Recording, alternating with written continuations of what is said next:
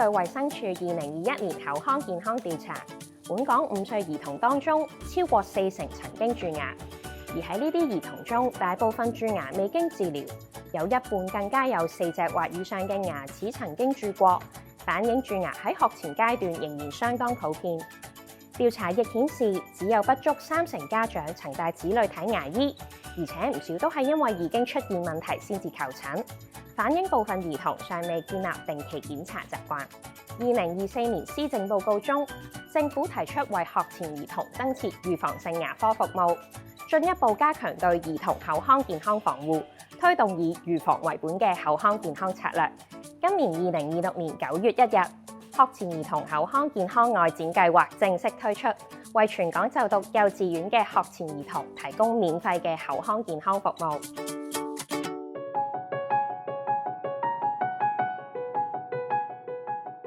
喺國家嘅健康口腔行動方案2019年至2025年都明確咁指出，生命早期1000日口腔健康服務嘅重要性。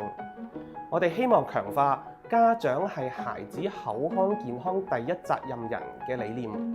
從而預防同埋減少乳齒蛀牙嘅發生。我哋認為人生最早期階段嘅口腔健康護理極之重要，透過喺呢個階段建立良好嘅生活習慣，有助學前兒童終身保持口腔同埋身體健康。透過學前兒童口腔健康外展計劃，牙醫將會到校為學童進行口腔檢查同埋口腔健康風險評估，並且會按實際需要塗抹氟化物，以有效預防或者控制蛀牙。完成服務之後，家長會收到口腔健康報告，俾佢哋了解返學童實際嘅口腔狀況。另外，服務機構亦都會向有蛀牙學童嘅家長提供個人口腔護理建議，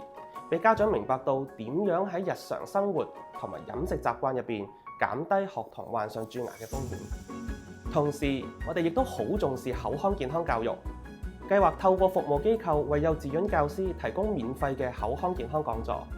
協助老師向學童傳遞護齒信息，幫助佢哋從小建立良好嘅口腔護理習慣。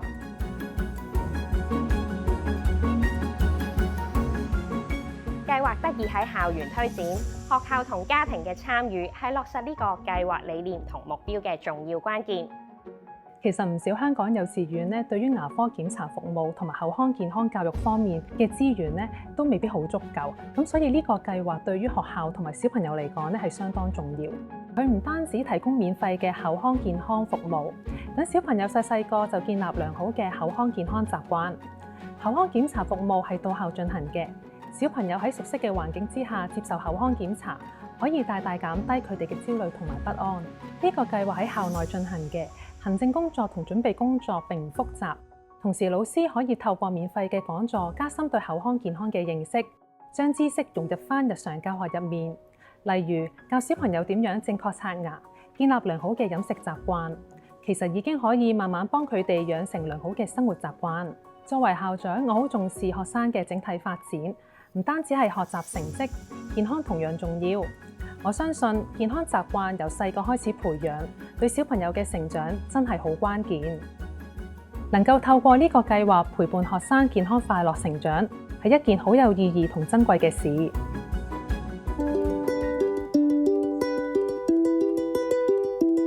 其實依家小朋友咧好容易經常接觸到咧含糖分嘅食物啦，同埋飲品啊。再加上我哋平時咧都比較忙啊，未必可以時時刻刻咧跟得咁足佢哋嘅口腔健康嘅。呢個計劃咧可以令到小朋友咧直接喺學校咧做檢查啦。咁呢個真係好好嘅。因為咧小朋友咧好驚去檢查牙齒啦，有啲小朋友仲好抗拒，唔願意配合嘅。如果有老師咁樣耐心鼓勵啦，咁同埋見到一啲同學仔一齊檢查啦，咁小朋友咧就冇咁緊張啦，咁啊願意相信咧牙科嘅團隊俾牙醫去檢查嘅。同埋家長咧係唔需要咧特別咧請假安排啦，小朋友仲可以咧接受到咧口腔檢查，仲會收到咧口腔健康報告。清楚知道佢哋嘅口腔情況，及早處理問題。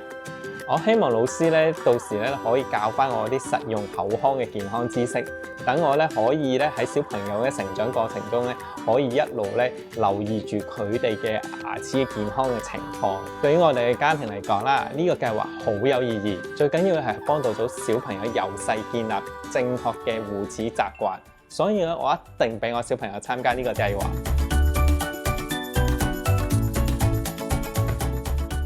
學前兒童口腔健康外展計劃，透過喺學前階段建立良好嘅護齒習慣，為學童奠定穩固嘅健康基礎。等我哋凝聚社會各界力量，共同守護下一代嘅健康未來。愛護牙齒，從幼開始。